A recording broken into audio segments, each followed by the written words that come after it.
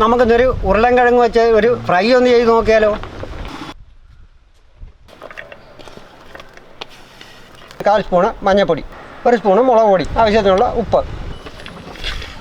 നമുക്ക് ശകലം വെള്ളം കൂടെ ഒഴിച്ച് കൊടുക്കാം. ഇത് നമുക്ക് ഒന്ന് വേവിച്ചെടുക്കാം.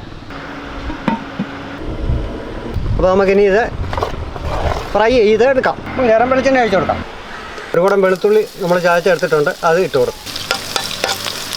നമുക്ക് ചില കരിയാപ്പല ഇട്ട് കൊടുക്കാം.